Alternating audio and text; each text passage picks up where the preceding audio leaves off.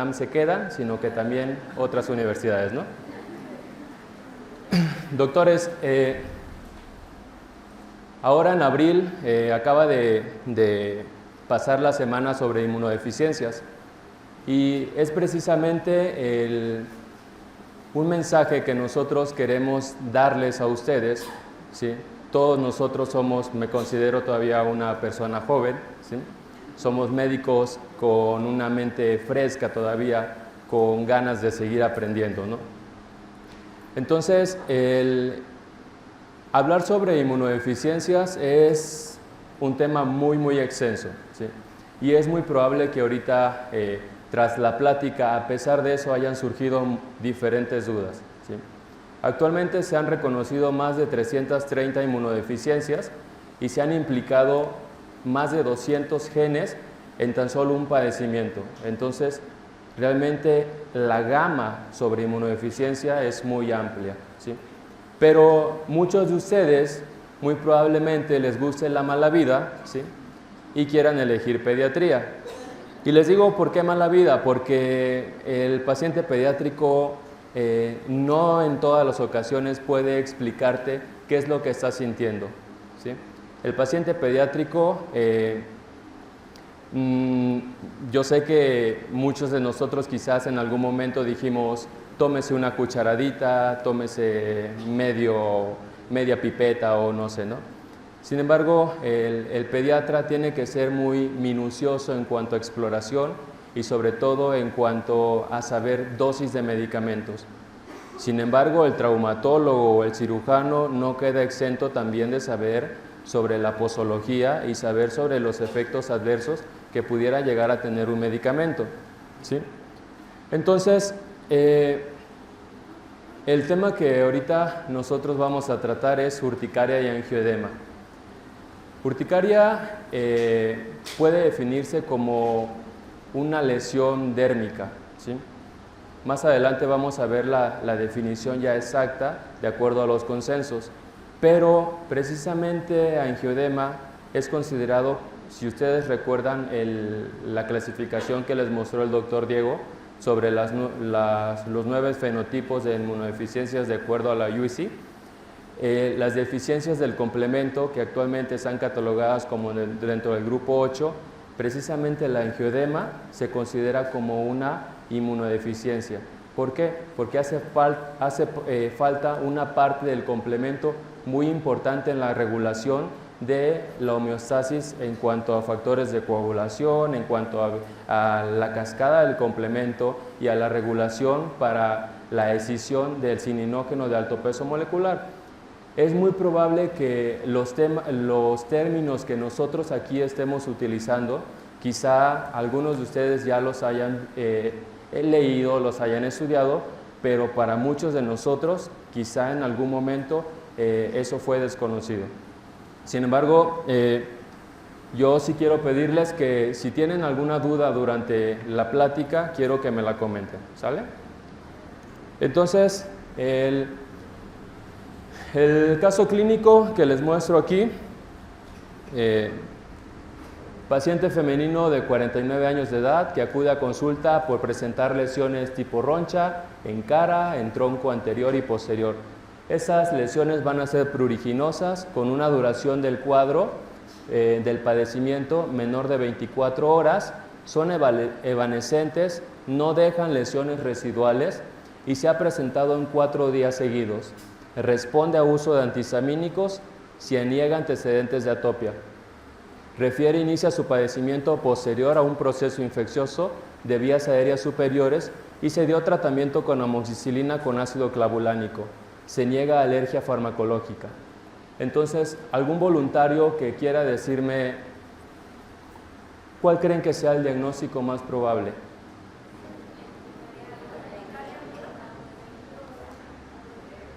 Ok, ¿por qué no sería una alergia farmacológica?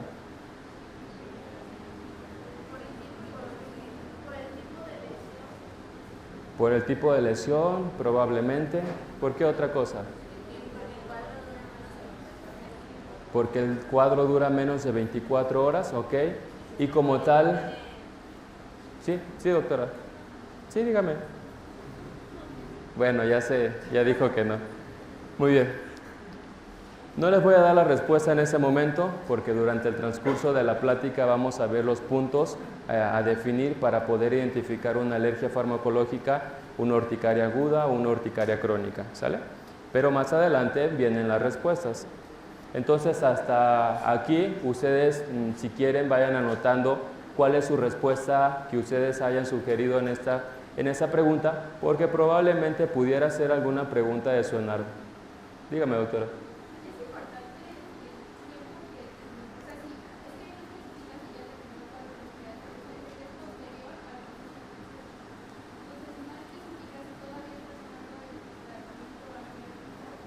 Ok, entonces,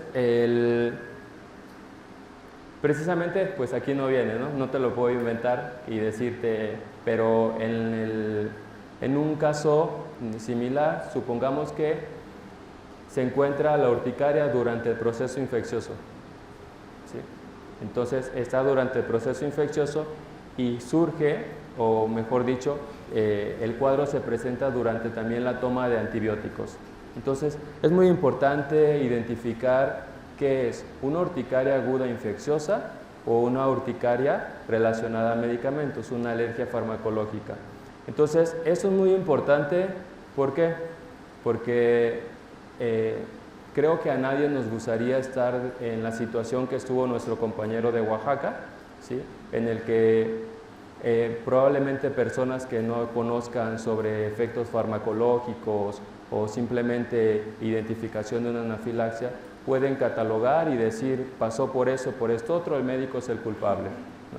Entonces es muy importante que nosotros sepamos identificar eso, ¿sale? El siguiente caso clínico dice, se trata de masculino de 9 años de edad que presenta tras proceso infeccioso en vía aérea, edema de extremidad derecha, localizado a nivel del pie, con duración de 72 horas, sin respuesta, antihistamínicos, y su madre refiere cuadros de diarrea intermitente que no responde a uso de tratamiento convencional. Tiene antecedentes de apendicitis. Al interrogatorio menciona que un tío paterno fue finado a los 7 años de edad por incapacidad para respirar. Ellos refirieron por una aparente lengua gruesa, una lengua edematosa, posterior a una extracción dentaria. Dentro de los estudios de primera línea que usted solicitaría de acuerdo a su sospecha diagnóstica entonces hagan el ejercicio y vayan anotando, ¿sale? Para que al final ustedes mismos evalúen si fue correcta o incorrecta su respuesta. ¿Cuál es su sospecha diagnóstica? Inciso A, un osteosarcoma. Inciso B, un angioedema hereditario. Inciso C, una urticaria. O inciso D, una linfectasia. Paciente femenino de 53 años de edad con antecedentes de hipotiroidismo adquirido, que inició con cuadros de ronchas en tronco y extremidades pruriginosas. Refiere en múltiples ocasiones esos cuadros y se ha presentado esas manifestaciones en la mayor parte del tiempo, ¿no? En casi todo el año. Además menciona que en ocasiones se acompaña de edema de labios y responde a antihistamínicos. Entonces, de acuerdo al tiempo de evolución, el diagnóstico corresponde a una urticaria aguda, una urticaria crónica, urticaria autoinmune o una urticaria infecciosa. ¿Ya contestaron? Muy bien. Bueno, la definición de urticaria por sí sola dice que son lesiones tipo ronchas, ¿sí? Ronchas, ustedes saben que es una lesión menor a 1.5 centímetros, ¿sí? Pero puede también ser ronchas y abones. Entonces, algunos textos, algunas literaturas comentan que la roncha es aquella que tiene un tamaño menor a 1 centímetro o menor a 1.5, de acuerdo a donde ustedes lo lean, y el abón es aquel que tiene más de ese tamaño, ¿sale? Entonces, una roncha es una lesión dérmica palpable, ¿sí? Es una lesión dérmica palpable, la cual a la digitopresión va a palidecer, ¿sí? ¿Por qué? Porque no es otra cosa más que una vasodilatación local en la dermis. Entonces tú la aprietas y esa roncha tiene que palidecer. Es una lesión pruriginosa, ¿sí? Con una duración menor de 24 horas y que no debe de dejar una lesión residual. Si esa roncha dura más de 24 horas y deja una lesión residual, es muy probable que estemos ante otro cuadro, ¿sí? Por definición, urticaria es una lesión tipo roncha o abón que dura menos de 24 horas, que el síntoma principal es el prurito, ¿sí? Aunque también ustedes saben que la vasodilatación, algunos pacientes pueden decir que sienten como una sensación quemante o caliente por la hipercinética del flujo, ¿sale? Y bueno, el cuadro se presenta, 50% de los pacientes van a ser solo ronchas, ¿sí? Un 40% van a ser ronchas y angioedema y solamente un 10% es un angioedema puro. Pero entonces, ¿qué es el angioedema? El angioedema es una extravasación plasmática, ¿sí? Localizada en un tejido celular subcutáneo, ¿sí? No afecta como tal la dermis, afecta el tejido celular subcutáneo y su duración es mayor, generalmente es más de 72 horas.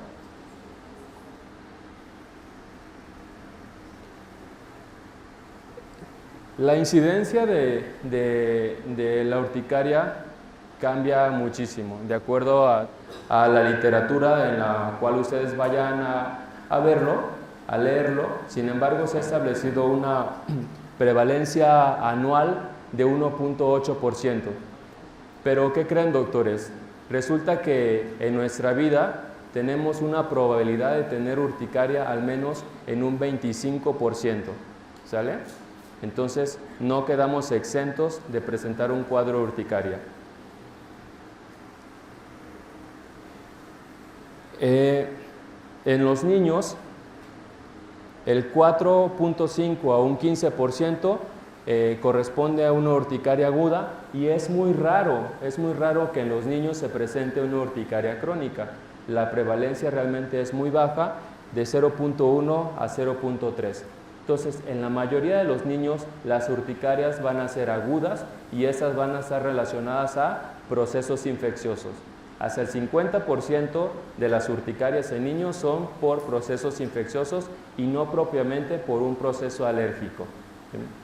Es muy común que le vaya a llegar algún paciente a su consultorio y que la mamá diga, doctor, fíjese que yo le di el antibiótico y posterior a la toma del antibiótico, al tercer día empezó que le dolía el estómago y le dolía la cabeza, ¿sí? Y es también muy seguido que ya sea un familiar, la experiencia de la madre en demostración de alergias o diagnósticos de alergia y diga, pues es que es una alergia hacia el medicamento, ¿sale? Entonces deben de hacer una buena interrogación, un buen interrogatorio para poder definir cuándo es una alergia farmacológica o una urticaria por procesos infecciosos. Lo vamos a ver más adelante. Entonces, esas son algunas de las características. La fisiopatología de la urticaria y del angioedema es similar. Muy probablemente, si les viene alguna pregunta en su ENAR que les diga cuál es el principal mediador inflamatorio de la urticaria o el angioedema, ¿sí? La respuesta correcta es histamina, ¿sale? Porque eso les voy a hacer hincapié, ya que más adelante vamos a ver propiamente sobre angioedema, ¿sí? Angioedema del tipo hereditario y no acompañado de urticaria y angioedema. El angioedema de tipo hereditario, su principal mediador inflamatorio es la bradicinina, ¿sale? A diferencia de la urticaria y angioedema, el principal mediador es histamina. ¿Dudas en cuestiones a eso? Muy bien, seguimos entonces. El área que afecta la urticaria les comentaba que es en dermis superficial, mientras que el angioedema es en tejido celular subcutáneo. El prurito va a ser intenso. Es lo mismo que les estaba comentando, es una roncha o un abón que se limita a la superficie de la dermis, ¿sí? Asociada comúnmente a prurito y a calor y desaparece dentro de las primeras 24 horas. Pero muchos de estos pacientes, les comentaba que hasta el 40% de esos pacientes van a presentar ronchas y manifestaciones de edema. Y este edema puede ser en mucosas también, ¿sale? Entonces, dentro de los tejidos más laxos, donde la extravasación se hace más evidente, esto es en párpados, ¿sí? En labios, ¿y qué otra área? En extremidades, en orejas, ok, en orejas y genitales, ¿sale? Esas son las áreas más laxas que tenemos en cuestiones de piel. Entonces, en angioedema, la inflamación es más profunda, se afecta tejido celular subcutáneo, el paciente siente una sensación de dolor o tirantez, tiende a afectar mucosa y la resolución de este cuadro es más lento. Habíamos comentado que un cuadro urticaria desaparece en menos de 24 horas. Muy bien. Les comentaba también que el principal mediador de la urticaria y angioedema es histamina, ¿sale? Pero el principal mediador del angioedema hereditario puro, ¿cuál es? Bradicinina. Muy bien. Entonces, no vamos mediante la fisiopatología, en ese momento no les voy a decir cuándo es alérgico, cuándo no es alérgico. Solo quiero que entiendan que cuando existe un estímulo que va a provocar la degradación del masocito, la degranulación, mejor dicho, del masocito, ese puede ser por mecanismos inmunológicos y mecanismos no inmunológicos, ¿sí? Los mecanismos inmunológicos, nosotros estamos pensando que es un paciente en el cual se haya formado anticuerpos de clase IgE, ¿sí? Más relacionado a procesos de alergia, o bien anticuerpos IgG, que son más relacionados a procesos de autoinmunidad, ¿sí? Pero existe por otra parte los mecanismos no inmunológicos. Ustedes saben, o no sé si han visto o han escuchado, que tras la aplicación de un medio de contraste, el paciente tuvo un cuadro de urticaria, tuvo angioedema y sintió que la vida se le iba, ¿sí?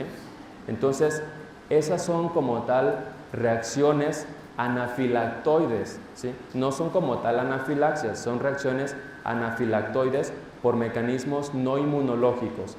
¿Y esto por qué? Porque el medio de contraste tiene una alta concentración capaz de provocar la degranulación por sí solo de la superficie del masocito, ¿sale? Entonces, una vez que el masocito es estimulado y va a provocar la degradación, va a tener mediadores preformados y va a tener mediadores de novo. Dentro de los mediadores preformados, la histamina juega un papel muy importante en la fisiopatología de urticaria.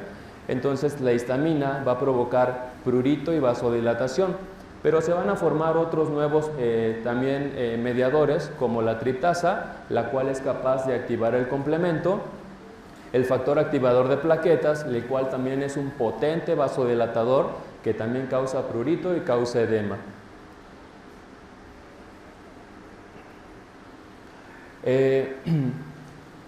La activación de la célula cebada puede ser entonces, dijimos, por mecanismos inmunológicos y no inmunológicos, ¿no? Entonces, cuando nosotros hablamos de mecanismos inmunológicos, ¿sí?, que estamos ante un paciente el cual es alérgico, ¿qué les gusta? Vamos a decir a la penicilina, ¿sale? El más frecuente. Entonces, ese paciente, para que se pueda hacer la degranulación del masocito, previamente tuvo que haber tenido un contacto con el medicamento. Entonces, punto clave para identificar una alergia hacia medicamentos. No puede hacerte una alergia hacia ese medicamento la persona que ha estado por primera vez en contacto con ese medicamento y que en ese momento tuvo un cuadro de urticaria. ¿Por qué? Porque necesita el paciente formar anticuerpos IgE hacia el medicamento para poder tener una memoria y reaccionar posterior a la estimulación o a la nueva reexposición. Okay. Entonces, punto número 2. Una alergia farmacológica es aquella que se presenta en las primeras 2 horas tras la ingesta del fármaco. ¿Sale? Punto número 3. Una alergia farmacológica, el 80% van a tener lesiones tipo roncha y tipo angioedema. ¿Sale? Pero un 45% van a tener manifestaciones respiratorias como sibilancia, tos, sensación de opresión laringea, sensación de opresión torácica. Y otro 45% pueden llegar a tener manifestaciones gastrointestinales, que tras la toma del medicamento el paciente me dice: doctor, yo me tomo el medicamento y inmediatamente lo vomito. El vómito es una manifestación de anafilaxia, ¿sale? Y ese vómito se puede presentar en las primeras 2 horas. O por el lado contrario, en lugar de tener un vómito, el paciente empieza con dolor abdominal o empieza con diarrea de forma constante tras la administración del medicamento. Y el esquema que aquí les estoy presentando es que en la superficie del masocito existen receptores para la inmunoglobulina tipo E. Entonces, durante un proceso alérgico se forman anticuerpos IgE y también durante procesos autoinmunes se forman anticuerpos IgG capaz de bloquear o de captar a la IgE que el paciente tiene. Entonces, fisiopatológicamente, ¿qué ocurre? Existe un puenteo, este es una inmunoglobulina tipo E, la cual captó un alérgeno. El alérgeno es generalmente una proteína capaz de despertar una respuesta inmunológica, una respuesta alérgica, ¿no? Existe un bloqueo y un puenteo. Este puenteo estimula a los receptores de alta afinidad de la inmunoglobulina E y por consiguiente se lleva a cabo la degranulación del masocito con la liberación de mediadores preformados. Y esos mediadores preformados, les había comentado que el principal es histamina. Muy bien, punto para Gryffindor. Pero también durante procesos, manifestaciones autoinmunes, por ejemplo, en el caso que vimos que la paciente tenía hipotiroidismo adquirido y que ese hipotiroidismo adquirido, la causa más frecuente es de tipo autoinmune, entonces en el 30 a 40% de los casos, para ese hipotiroidismo se forman anticuerpos IgG y esos anticuerpos IgG tienen capacidad también de agarrar a la inmunoglobulina E o propiamente no agarrarlo y estimular directamente al masocito, ¿sale? Entonces, parte de los procesos autoinmunes tras la formación de anticuerpos IgE puede desencadenar la degranulación del masocito. Y eso es muy común que nosotros lo veamos en pacientes con enfermedad de Crohn, en pacientes con CUSI, en pacientes con artritis reumatoide, con lupus o hipotiroidismo subclínico o ya hipotiroidismo tratado. ¿Sale? La urticaria, entonces una de las preguntas era qué tipo de urticaria era, ¿no? Si era aguda o si era crónica. Entonces decimos que urticaria aguda por tiempo de evolución es aquella que es menor de 6 semanas y una urticaria crónica es aquella mayor de 6 semanas. ¿Sale? Pero también la podemos clasificar de acuerdo a las causas y también a su frecuencia. Entonces, una urticaria, si apareció o aparece, vamos a decir que es una urticaria hasta ese momento espontánea. Lo que sigue es clasificarla si es una urticaria aguda o es una urticaria crónica. Pero también tenemos que saber que existen otros tipos de urticaria, ¿sí? Las urticarias inducidas por agentes físicos como frío, urticaria por presión, urticaria por calor, urticaria solar, urticaria dermográfica o el famoso dermografismo, ¿sí? Y también hay otras urticarias inducibles que son urticarias químicas, las cuales son urticarias acuagénicas, urticarias colinérgicas por contacto o inducida por ejercicio. ¿Sale? De forma general, yo les puedo decir que las urticarias van a ser urticarias espontáneas, ¿sí? Que no existe una causa hasta ese momento desencadenante, y la urticaria inducida, en la cual el paciente ya él lo sabe. Dice, doctor, yo me pongo unos leggings muy apretados y posterior a 1 o 2 horas me empiezo a enronchar de las piernas, ¿no? O no tarda supongamos el estudiante de medicina que lleva todos sus libros y los va cargando en un solo hombro, va con su mochila y que posterior a que se quite la mochila ve que queda un área muy levantada, muy pruriginosa, ¿no? Entonces esas son urticarias por presión. O no falta también aquel que se rasca, ¿sí? Y se deja las marcas de Wolverine, ¿no? Entonces esas son urticarias inducidas, y es precisamente el dermografismo también una de las causas muy comunes por las cuales van nuestros pacientes. Entonces, urticaria aguda, doctores. Por tiempo de evolución, urticaria aguda es aquella que tiene ¿cuántas semanas? Menos de 6 semanas, muy bien. Y entonces, la principal lesión es una roncha, y ustedes pueden ver que las ronchas en ocasiones pueden ser ronchas únicas, ¿sí? Pero conforme va evolucionando, esas ronchas pueden ser confluentes, ¿no? Entonces aquí pueden apreciar qué pareciera.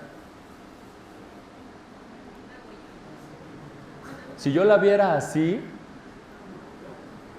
yo diría, alguien te mordió, ¿no? Y es muy probable que ese paciente tenga un dermografismo, que es que posterior al estímulo, la presión, hizo unas lesiones específicamente como si fuera una mordida, ¿sí? Pero falta la otra parte de acá, entonces realmente no podría saber si es un cariño o qué pasó ahí, ¿no? Pero entonces pueden ver lesiones tipo ronchas, obviamente ahí no las pueden palpar, pero pueden apreciar los bordes que parecieran que son bordes levantados, ¿verdad? Son muy pruriginosas y existe también una base eritematosa por la gran vasodilatación que existe por la histamina. Entonces son lesiones que remiten en menos de 24 horas y esta puede acompañarse o no de angioedema. Habíamos comentado que el 50% es urticaria pura, y el 40% es urticaria y angioedema, y el 10% es... Muy bien, no escuché, pero muy bien. Entonces, en los niños, las infecciones virales, el 47% de las urticarias agudas van a ser por agentes infecciosos de tipo viral. No está mediado por IgE, entonces dices, bueno, si no es una alergia, ¿por qué está presentando estas manifestaciones, ¿no? Esa sería la siguiente duda. Pues resulta que durante un proceso infeccioso, doctores, no solo se libera una gran cantidad de neutrófilos, de linfocitos al torrente sanguíneo. Durante el proceso infeccioso se liberan factores quimiotácticos, factores capaces de atraer células, y esas células son capaces de liberar más mediadores de inflamación. Y precisamente son los mediadores de inflamación, sobre todo el factor de necrosis tumoral alfa, lo que también puede provocar la degranulación del mastocito. Y que muy comúnmente el paciente está con fiebre y durante la fiebre tuvo la urticaria. Entonces, ustedes saben que la fiebre al final de cuentas es una respuesta inmunológica, ¿no? En la cual hay interleucinas que son interleucinas pirógenas, ¿sí? ¿Recuerdan algún tipo de interleucina que sea capaz de estimular o inhibir? Muy bien, la interleucina 6, pero hay otra más importante, ok, la interleucina 1, ¿no? Que es capaz de inhibir el centro de regulación térmico a nivel del... Muy bien, excelente, doctores. Punto para Gryffindor. Pero otro de los agentes virales que también se han relacionado son los virus de la hepatitis A, hepatitis B y C, citomegalovirus, influenza y parainfluenza. Virus de Epstein-Barr en un 3 a un 5% de los pacientes. Estafilococos y estreptococos también pueden ser como desencadenantes. La siguiente causa de una urticaria en un niño, debemos de ver si es una urticaria hacia alimentos, ¿sí? En la cual incluso puede ocasionar una anafilaxia.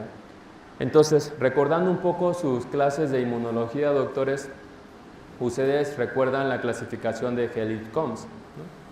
Esa clasificación de Helms dice que tenemos 4 hipersensibilidades. Entonces, por 50 puntos en su ENAR, la anafilaxia, ¿a qué hipersensibilidad corresponde? ¿La 4? A ver, ¿quién da más?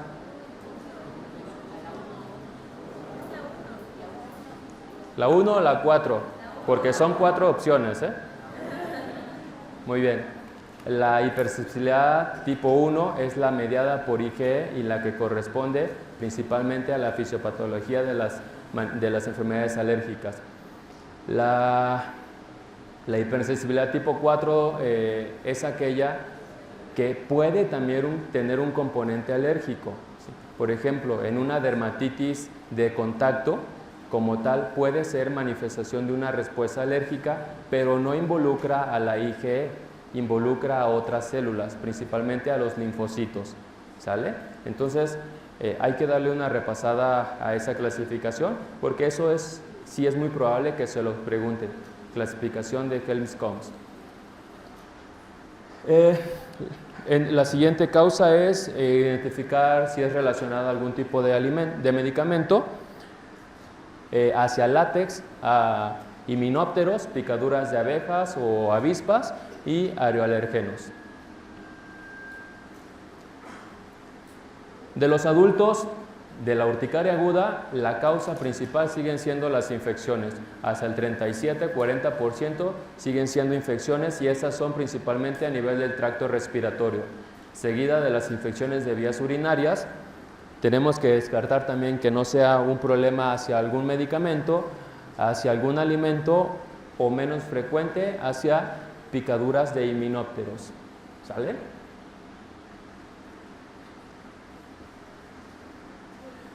Para una urticaria que el paciente me llegó y doctor, fíjese, me enfermé o no sé qué tengo, pero nada, ni siquiera la relaciono hacia alguna causa, pero me aparecieron unas lesiones que no me dejan dormir, la verdad, siento muy caliente, me está dando mucha comezón, fíjese que ya me metí a bañar y me estuve rasque y se me extendieron.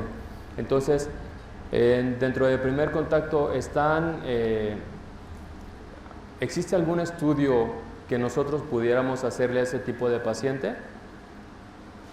Si ustedes ven la diapositiva, que es lo obvio que ya la vieron, dice que el cuadro urticaria, el diagnóstico es completamente clínico. No necesitan hacer una biopsia, ¿sí? Siempre y cuando cumpla con las características antes mencionadas, ¿sí? La duración menor de 24 horas, pruriginosa, que la lesión va y viene y no dejó ninguna lesión residual, ninguna hiper o hipopigmentación. Sin embargo, si en su paciente, que por ejemplo tiene antecedentes de familiares con lupus, familiares con artritis reumatoide y que apareció esa urticaria sobre todo en edad adulta, en extremidades, ¿sí? Y que esas lesiones dejan zonas maculovioláceas, en esos pacientes sí estaría indicado realizarle una biopsia. ¿Por qué? Porque es muy probable que no sea un proceso mediado por hisaminas, ¿no? sino que sea un proceso vasculítico.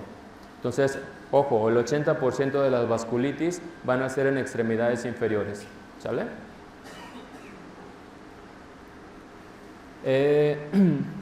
Dentro del tratamiento, entonces decíamos que el diagnóstico, pues no necesitas hacerle alguna otra prueba, y el tratamiento consiste principal en los cuidados de la piel. Si tenemos que el paciente fisiopatológicamente es mediado por histamina, pues por obvia razón el tratamiento de elección son antihistamínicos, ¿no? Pero ¿qué antihistamínicos se prefieren? Muy bien, se prefieren los antihistamínicos de segunda generación, ¿sí? Es muy común que llega el paciente y dice, sí doctor, me pongo el avapene, ¿sí? Y eso sí me lo controla. Sí, sí me lo controla, pero ¿cuál es el problema de los antihistamínicos de primera generación? ¿Perdón? Causan somnolencia, ¿sí? Pueden causar resequedad oral, resequedad ocular, y en los pacientes adultos y niños puede causar también retención urinaria, ¿sale? Entonces no está recomendado tras un cuadro de urticaria dar antihistamínicos de primera generación, pero es importante recordar qué tipo de antihistamínicos de primera generación estamos hablando, ¿sale? Entonces aquí en México tenemos el más frecuente. Muy bien, clorfenamina. ¿Otro?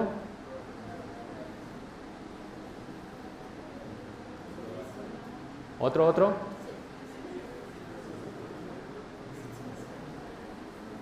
Les voy a decir como Bob Esponja, no los escucho. Entonces, clorfenamina, ¿sí? Difenhidramina son los que principalmente ocupamos. Y en el mercado, afortunadamente Dios ya lo sacaron, había uno que era el Astemisol, ¿sale? Pero ese Astemisol se relacionaba a muchos efectos cardíacos, podía ocasionar hasta arritmias y bloqueos. Entonces, las empresas dijeron, creo que está haciendo mal, hay que sacarlo del mercado, ¿no? Y entonces los que se recomiendan son los antihistamínicos de segunda generación. Entonces, eso sí es loratadina, ¿qué otro? Cetiricina, levocetiricina, fexofenadina, ¿algún otro? Epinastina, muy bien, otro, evastina y una infinidad, ¿sale? Entonces, de primera línea nosotros le vamos a dar un antihistamínico de segunda generación a unidosis. Nosotros podemos darle el antihistamínico, supongamos que le dejamos loratadina. Yo lo mantengo no en vigilancia, pero sí le explico al paciente que esas lesiones pueden resolverse en las primeras 24 horas, ¿sí? Pero si a pesar de que yo le dé la histamina, el paciente continúa teniendo lesiones y continúa, ya va su tercer día, sugerencia, el antihistamínico, principalmente la loratadina, se puede duplicar, ¿sale? Entonces sería una tableta de 10 miligramos o en el caso del paciente pediátrico, de acuerdo a peso, cada 12 horas. Pero si a pesar de eso, el paciente ya lleva una semana, 2 semanas y no se está controlando, podemos hasta cuadruplicar la dosis, ¿sale? Y entonces es muy seguro. ¿Qué antihistamínico es el que se puede cuadruplicar? Principalmente loratadina, cetiricina, levocetiricina, ¿sale? Entonces son los más seguros y que no tienen los que se ha visto que no tienen ningún efecto adverso al cuadruplicar la dosis. Ahora, si el paciente no responde y ya ustedes le incrementaron hasta 4 veces la dosis de antihistamínicos, ya sigue una tercera línea, pero ya ahí mi recomendación sería envíenlo con el especialista, ya sea con su pediatra o el de medicina interna o bien al alergólogo, ¿sale? Porque ya se utilizan otros medicamentos. Dentro de esos medicamentos se utilizan el omalizumab, ¿sí? Que es un anticuerpo monoclonal, pero que realmente el costo del omalizumab pues es muy amplio para darlo en un cuadro que dijimos que puede resolver en menos de 6 semanas, ¿sale? ¿Saben cuánto cuesta el omalizumab? Si ustedes van a la farmacia San Pablo, cuesta como entre 7,000 y 8,000 pesos, ¿sale? Y trae 150 miligramos. En ocasiones el paciente necesita hasta 600 miligramos. Entonces echen el lápiz, ¿no? Le va a ser más factible que se compre su buen kilo de loratadina, porque lo va a estar utilizando, a comprar omalizumab, ¿sale? Y de acuerdo a la severidad, también decimos que si existen menos de 25 lesiones, haciendo un conteo así de forma general en la superficie corporal, pues van a ser erupciones las cuales no son severas, son erupciones leves, y más de 25 lesiones o hasta 50 son erupciones severas. Pero por superficie corporal también decimos que si tiene más del 30% de la superficie corporal total afectada, pues decimos que es una erupción severa, y menos del 30 es una erupción leve o moderada.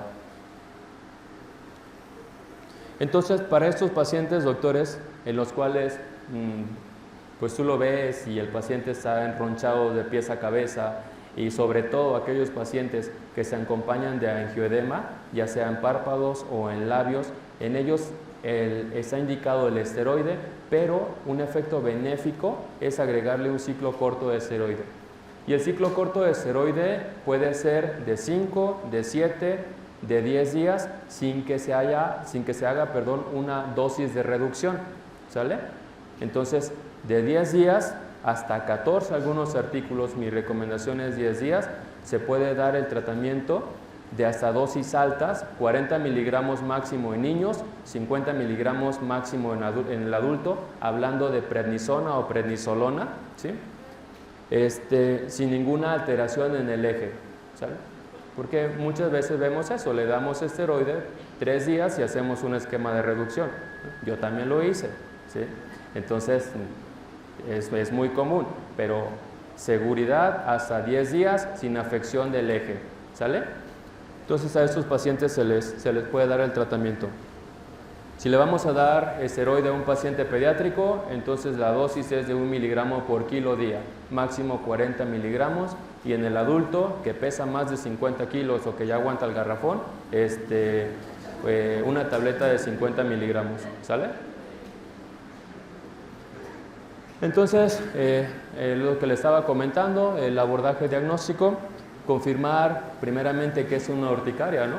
Tenemos que ver las lesiones, el tiempo de evolución, cuándo empezó, si se desencadenó tras la ingesta de un alimento, tras la ingesta de un fármaco, algún proceso infeccioso. Ver si es una urticaria sola, una urticaria con angioedema, ver si se trata de una urticaria inducida, ¿sí? Diagnosticar y evaluar la gravedad. Nosotros utilizamos en el servicio el score para urticaria, ¿sí? Sin embargo, por cuestiones de que muy probable en sonar, pues obviamente eso no se los vayan a preguntar, pero deben de saber que existe un score para evaluar la gravedad del urticario. El tratamiento, eliminar la causa de los factores desencadenantes, medicamentos para control, reevaluar la gravedad y ajustar el tratamiento. Y este algoritmo como tal me gusta porque hace la mención de las dos manifestaciones de las cuales estábamos hablando, ¿sale? Solo que por un lado tenemos el paciente que solo se enroncha y por el otro lado aquel paciente que solo se hincha, ¿sale? Entonces, si el paciente tiene ronchas, pero es fiebre recurrente, artralgias, malestar, estos síntomas son negativos, duración mayor de 24 horas y es positivo, entonces les decía que si la roncha dura más de 24 horas y dejó una lesión hiperpigmentada, generalmente maculoviolácea, piensan otra cosa porque es muy probable que no sea una urticaria, es muy probable que quizás sea un proceso vasculítico, ¿sale? Entonces a esos pacientes sí estaría indicado la biopsia. Si el paciente tiene esas manifestaciones y existe una enfermedad autoinflamatoria, entonces pues es muy probable que sea una enfermedad de tipo autoinmune, ¿no? Una enfermedad autoinflamatoria. Pero supongamos que la duración es mayor de 24 horas, ¿no? Los síntomas son inducibles. que el paciente se estuvo rascando y se empezó a hacer las huellas que les había comentado, entonces se le hace una prueba de provocación. Si la prueba de provocación es positiva, entonces estamos a una urticaria, pues como tal, una urticaria inducida, porque yo la estoy induciendo, ¿no? Pero si los síntomas no son inducibles, es muy probable que sea una urticaria de tipo espontáneo, la cual lo primero sería clasificar de acuerdo a tiempo de evolución, si es aguda o es crónica. Eso es lo que les decía sobre las líneas de tratamiento. La primera línea siempre van a ser los cuidados de la piel en todos, antihistamínicos de segunda generación, incrementar la dosis hasta 4. En la tercera línea se puede utilizar anticuerpos monoclonales, el omalizumab es más utilizado en urticarias, que es un bloqueador de la IgE sérica, y ya que el paciente realmente no respondió, ya le cuadrupliqué la dosis, no quiso usar omalizumab porque salió muy caro, pero se puede utilizar algún inmunosupresor como ciclosporina. Esa es la guía mexicana, que realmente ustedes saben que son muy buenas las guías mexicanas, pero primero sale la europea, la canadiense, y ya de ahí ahora sí México saca la suya. Entonces es prácticamente lo mismo, ¿sabes? Y para los que van a ser pediatras, doctores, uno de los temas sí, principales que yo les sugiero que tengan mucha atención en eso son el angioedema hereditario. ¿Por qué? Porque el angioedema hereditario puede matar al paciente. Claro que sí. ¿Sale? Creo que ya no me escucho. Bueno, entonces, dentro de las generalidades, el angioedema hereditario, ya olvídense hasta este momento de la urticaria y angioedema, porque en eso habíamos comentado que tiene un mecanismo fisiopatológico muy diferente, ¿sí? En este vamos a hablar sobre otro mecanismo fisiopatológico, ¿sale? Entonces, el angioedema hereditario como tal actualmente puede definirse como una inmunodeficiencia primaria, la cual está catalogado dentro del grupo 8, ¿sí? De acuerdo a la clasificación que les comentó el doctor Diego. Entonces, ese grupo 8 es por deficiencias de complemento, ¿sale? Su incidencia puede ser de 1 en 50,000 habitantes. Existe una deficiencia del C1 inhibidor, que es muy importante porque regula a las bradicininas. No hay predominio de sexo, puede afectar tanto hombres como mujeres, ¿sí? El 25 o un 30% son mutaciones de novo, ¿sale? Y el gen implicado, el gen que codifica para el C1 inhibidor es el gen SERPINC, de serpiente, ¿sale? Entonces, este gen SERPINC se encuentra en el cromosoma 11 y antiguamente, y digo antiguo porque ha surgido una nueva clasificación, pero creo conveniente que para fines de su ENARM tienen que identificar 3 tipos de angioedema hereditario. El principal, que es el que muy probable les lleguen a preguntar, es el angioedema hereditario tipo 1, ¿sale? Este angioedema hereditario tipo 1 es aquel que se presenta en el 80 al 85% de los pacientes y que existe un patrón de herencia autosómico dominante. Quiere decir que, como ustedes dijeron hace rato, cuando hay un patrón de herencia autosómico dominante es como echarse un volado, ¿no? 50% pueden tenerlo, 50% no pueden tenerlo, pero otra de las características es que se va presentando generación tras generación tras generación. Entonces es muy común que digan, doctor, este problema viene desde mi tatarabuelo, el cual tuvo problemas también similar y que luego pasó a mi abuelo y así, y así, y así. Entonces hay antecedentes de esas manifestaciones en cualquier rama, tanto por rama materna o por rama paterna, porque no existe un predominio de sexo y como tal no es una herencia, como había comentado el doctor, ligada a X. Ustedes saben que la herencia ligada a X solo le da a los hombres, lamentablemente, ¿sale? Entonces, bueno, el angioedema tipo 1 existe una deficiencia cuantitativa, una deficiencia en la cantidad de C1, ¿sale? Eso es punto clave, doctores, deficiencia cuantitativa, ¿sí? En el angioedema tipo 2 existe una deficiencia cualitativa, es decir, tengo mi C1 inhibidor en cantidades normales, pero la función no es adecuada, ¿sí? Su función es baja, por eso no puede regular a la vía de las bradicininas. Y el tipo 3, existe también un C1 inhibidor normal, pero esto, doctores, se ha relacionado más a alteración en el factor 12 de la coagulación. ¿Qué otro nombre recibe el factor 12? Clases de hematología, UNAM o cualquier universidad. Bueno, no hablemos de universidades, el Gayton. Yo llevé Gayton, no sé ustedes. El factor de muy bien. Entonces, ese, doctores, el factor 12 de la coagulación juega también un papel muy importante porque tiene actividad proteasa, ¿sí? Entonces, este factor 12 de la coagulación escinde al cininógeno de alto peso molecular y puede iniciar la cascada de las cininas y las calicreínas, ¿sale? Entonces, eso lo vamos a ver más adelante. Pero hasta aquí, en cuanto a la clasificación, ¿hay alguna duda? ¿No? Muy bien. Entonces le decía que esa es la clasificación antigua, pero en este 2018 la Organización Mundial de la Salud, la organización, la UAO, la Organización Mundial de Alergia,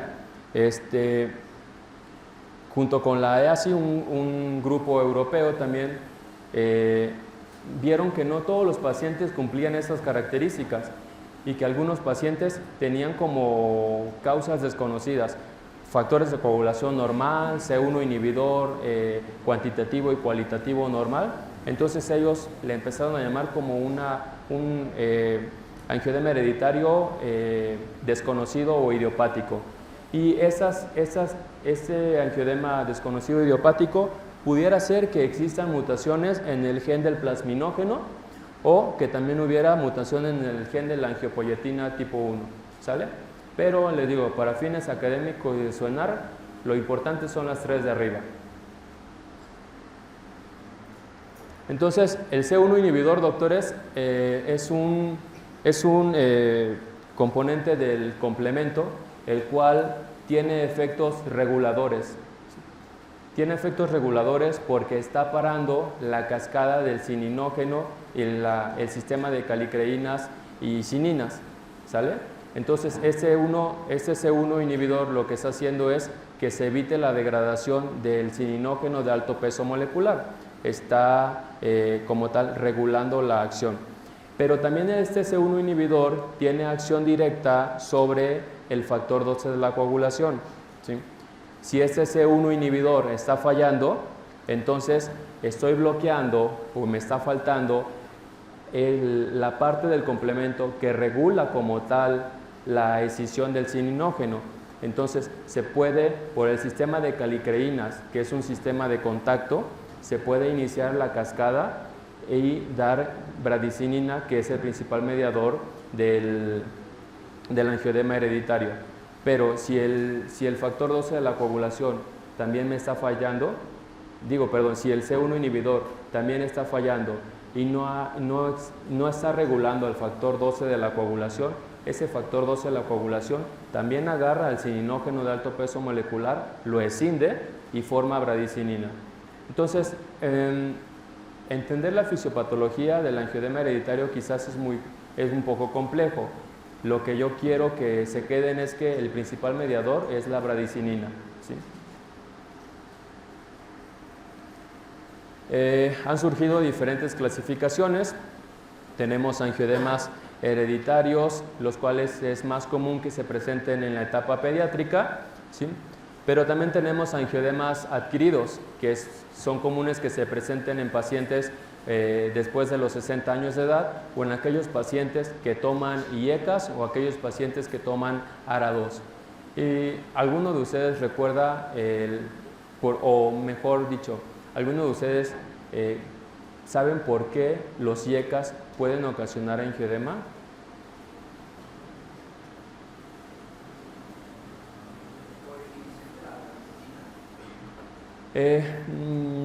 Perdón, no te escuché muy bien. Sí. Al final de cuentas, la bradicinina también converge en el sistema de renina-angiotensina, ¿no?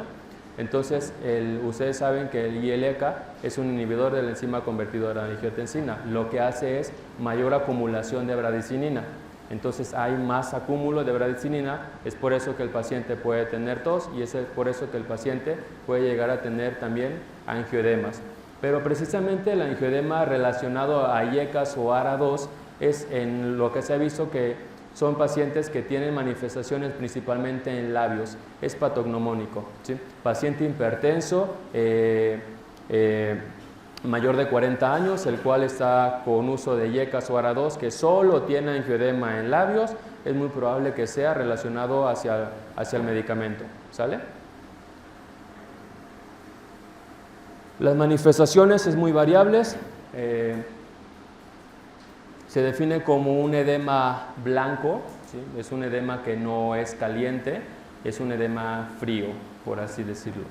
Es indoloro, no pruriginoso, frecuente en extremidades, cara y genitales y nalgas, resuelve en 48 a 72 horas, pero hay reportes que puede resolver hasta en 5 días.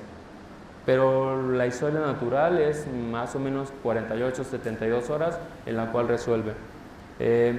Muchos de los pacientes pediátricos sobre todo tienen historia recurrente de dolor abdominal, ¿sí? Sin relación hacia algún alimento, sin relación hacia algún proceso infeccioso. Tiene diarreas, las cuales son diarreas acuosas, ¿sí? Son diarreas con un líquido transparente, no son explosivas y que no responden a tratamientos convencionales. La mayoría tiene pródromos. Existe una irritabilidad, un agotamiento, pueden tener prurito leve, exantema de tipo eritematoso marginado. Pero la localización del edema, doctores, es variable, ¿sale?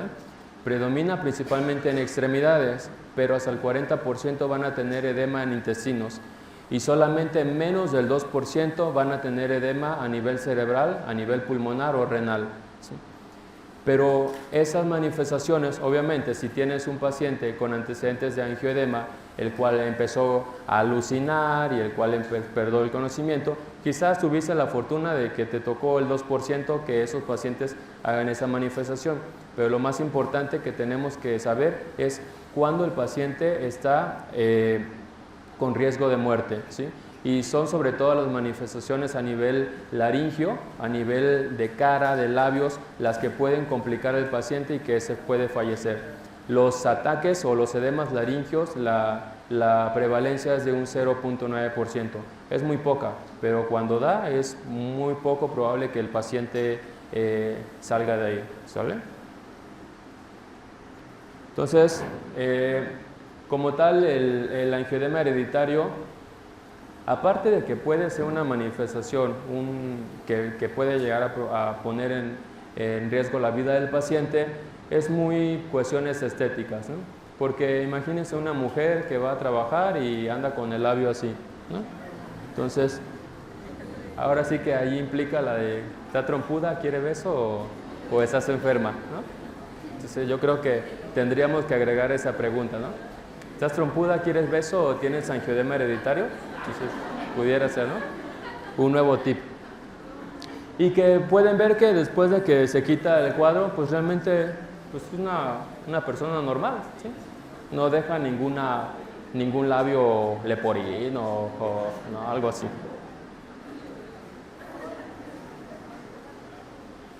¿Sale? ¿Y qué creen que sea eso? ¿La membrana timpánica rota?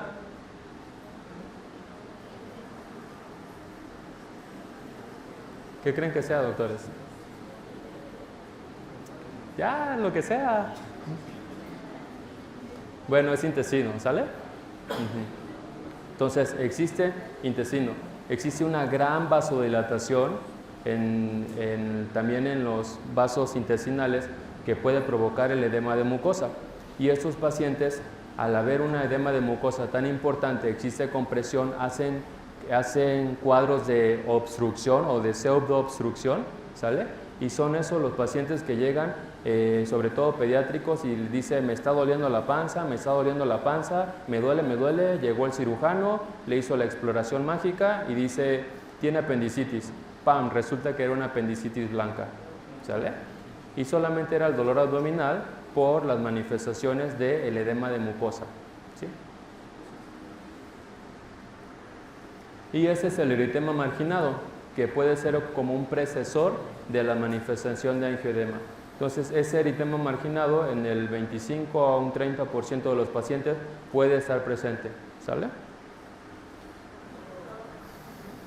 Un besito, doctores. ¿No? Bueno. O igual y sí, ¿no? Igual le dan el tratamiento, me espero unas horas y se los doy. Pero bueno.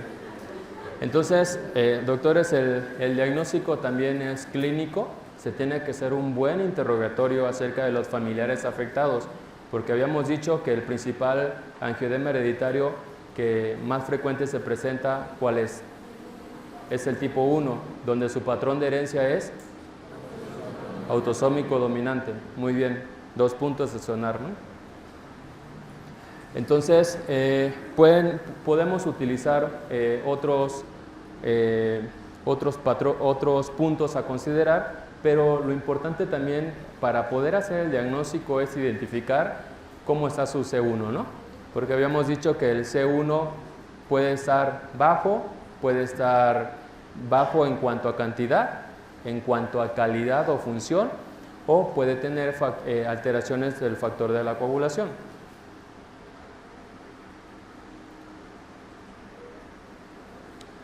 Muy bien, entonces tenemos el espectro de que es un paciente con angioedema recurrente sin cuadros de urticaria.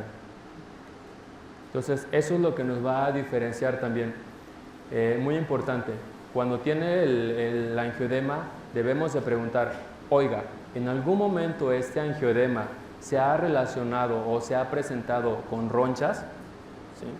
Si el paciente te dice, sí doctor, a veces sí, a veces primero me salen las ronchas y luego me hincho, es muy probable que se trate de un cuadro de urticaria con angioedema, ¿verdad? Porque habíamos dicho que el 40% pueden ser urticaria más angioedema y solo un 10% puede ser angioedema, ¿sale?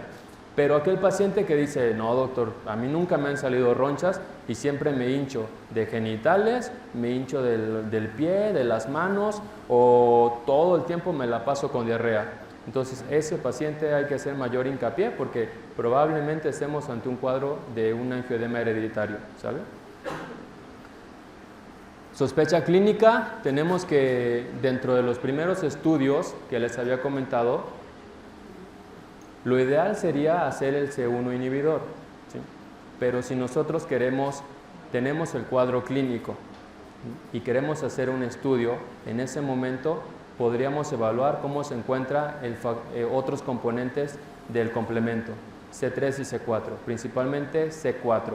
¿Por qué? Porque durante un proceso de un ataque agudo, de un angioedema, el C4 es consumido por vía alterna, ¿sale? Entonces, ese C4 en esos pacientes, más del 95% van a estar bajo. Valor de corte para pensar que pudiera ser un angioedema de tipo hereditario, C4 menor a 12 miligramos. Entonces, manifestaciones clínicas, si C4 menor a 12 miligramos, 95-98% que es un angioedema hereditario, hasta demostrar lo contrario, ¿sale? Entonces, tenemos la sospecha clínica o alta o historia familiar, medimos C4 se encuentra bajo, evaluación clínica de angioedema hereditario. En eso voy a hacer el C1Q, el C1 inhibidor, y si el C1 inhibidor se encuentra bajo, pero el C1 inhibidor su función es menos del 50% con un C1Q normal, es muy probable que se trate de un angioedema tipo 1. Pero quizás entender esto tendríamos que volver a sumergirnos en el fabuloso mundo mágico de la inmunología y repasar complemento y todo eso, ¿no? Las vías de activación del complemento. Pero ese no es el fin de la plática. El fin de la plática es que ustedes se queden con puntos claves, entonces puedan decir, es muy probable que se trate de un angioedema tipo 1 porque papá se encontró afectado, porque el niño se encuentra afectado y porque tiene el C1 inhibidor bajo, ¿sí? Que es un cuadro como típico en su examen de NARP, ¿sale? Igual otro algoritmo para poder definir. ¿Y cómo vamos a tratar a esos pacientes, doctores? Tenemos que llega el paciente al servicio de urgencias y llegó con un cuadro de un ataque de angioedema. Si es un ataque o una manifestación que se encuentra principalmente en extremidades, pues obviamente no va a poner en riesgo la vida del paciente. Pero aguas, aquel paciente con diagnóstico o sospecha de un angioedema hereditario con localización en boca y me dice no puedo respirar, aguas, ahí sí, es el paciente que se considera como grave y es el paciente que debe recibir tratamiento de emergencia. El tratamiento de emergencia o para los ataques agudos es con el C1 inhibidor derivado del plasma. Si me está faltando C1, pues le doy C1, ¿no? Entonces es nombre comercial Berinert, precio del Berinert aproximadamente entre 5 y 7 mil. Y lo que vamos a utilizar es una dosis de 20 unidades por kilo intravenoso. De forma general, las presentaciones vienen de 500 unidades. Entonces, para menores de 50 kilos, 500 unidades, mayores de 50 kilos, 1000 unidades durante los ataques agudos. Pero los que son pediatras, pues van a querer aprenderse las dosis, ¿no? Entonces, ahí está de 20 unidades por kilo. Otros nombres comerciales son el Cinryze y precisamente están otros nuevos que son inhibidores de la calicreína o son inhibidores del receptor de la bradicinina. Si estoy diciendo que la bradicinina es el principal mediador, entonces yo lo que quiero hacer es bloquear su receptor para evitar que se haga toda esa cascada, ¿no? Entonces, Icatibant es un tratamiento que se utiliza, es un inhibidor del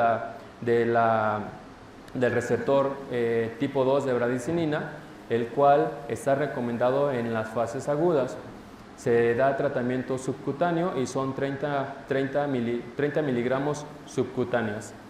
Precio de la Icatibant está un poquito caro, entre 25 y 30 mil, ¿sale? Pero bueno, a veces es necesario. Ahora, yo sé que algunos precios son muy altos, ¿sí? Si están en un hospital y tienen recomendación, si están en un hospital y tienen plasma fresco congelado, puede darse plasma fresco congelado, porque en eso también van factores del complemento y en eso van el C1 inhibidor. Solo cuidado, si tienen un paciente con angioedema hereditario, sobre todo para los que van a ser pediatras, paciente con angioedema hereditario que llegó con manifestaciones de edema laringio, primero antes de pasar el plasma fresco congelado, intúbenlo, ¿sale? Porque después de aplicar el plasma fresco puede haber un efecto rebote o paradójico que en lugar de que lo ayude, lo perjudique, porque el plasma fresco congelado contiene una gran cantidad también de bradicinina. Entonces, a nosotros nos tocó un paciente en nuestro servicio, el cual se le puso el plasma fresco y hizo edema fulminante, ¿sale? Entonces pueden hacer edema también a nivel pulmonar, lo cual disminuye la ventilación. Entonces, recomendación, antes de pasar plasma fresco congelado, intuben al paciente, ¿sale? Y la intubación también tiene que ser, si ustedes no han tenido la experiencia, preferentemente que lo haga un médico que tenga experiencia en intubación, porque resulta que el sistema del complemento, mejor dicho, las bradicininas, también se estimula tras el contacto, la vía del contacto. Entonces yo agarro y empiezo a mi paciente a querer intubarlo, lo estoy manipulando y más edema, más edema, más edema, igual a muerte, ¿sale? Profilaxis se puede dar El tratamiento para pacientes pediátricos pueden existir dos. El primero, que es tratamiento con danazol, el segundo es con ácido tranexaménico. Sin embargo, el tratamiento con danazol es un estimulante androgénico, por lo tanto, no estaría indicado en niños menores de 12 años, ¿sale? Y entonces el que da mayor seguridad es el otro medicamento. Pero también se puede dar profilaxis con el Berinert. Se les da dosis de 1000 unidades, al menos una vez por semana. Entonces, tendrías que tener una buena aseguradora para que semanalmente te esté dando 7,000, 8,000 pesos. ¿Sí? Dosis de los que ya les había comentado. Y bueno, yo creo que ya con eso ya pueden ustedes contestar y muchos de ustedes van a decir, muy bien, saqué 10, ¿no? Entonces, femenino de 49 años, los cuales tenías un cuadro típico de una urticaria. Se niega alergia farmacológica y el diagnóstico de sospecha, entonces habíamos dicho urticaria aguda, ¿no? Nada más para recordar, tiempo de evolución de una urticaria aguda. Muy bien, menos de 6 semanas. Muy bien, doctores. Se trata de masculino 9 años de edad, del cual, bueno, ya vieron que tras la estimulación, su tío, tras la extracción dentaria, que fue una manipulación de contacto, empezó con edema de lengua y probablemente edema laringio, ¿no? Entonces, tuvo un familiar que murió de eso, él está con evacuaciones diarreicas intermitentes, el antecedente de apendicitis, entonces, diagnóstico probable. Los estudios que usted le solicitaría, C3 y C4, principalmente C4, ¿no? ¿Por qué? Porque se consume el C4 durante procesos agudos, ¿sale? Entonces, sospecha diagnóstica, angioedema hereditario. Por probabilidad, ¿qué tipo de angioedema sería? Tipo 1, muy bien. Y ese cuadro clínico que por tiempo de evolución habíamos quedado que entonces sería, lo ha presentado casi todo el año. ¿Sí? Una urticaria crónica, ¿no? Mayor de 6 semanas. ¿Una duda, doctores?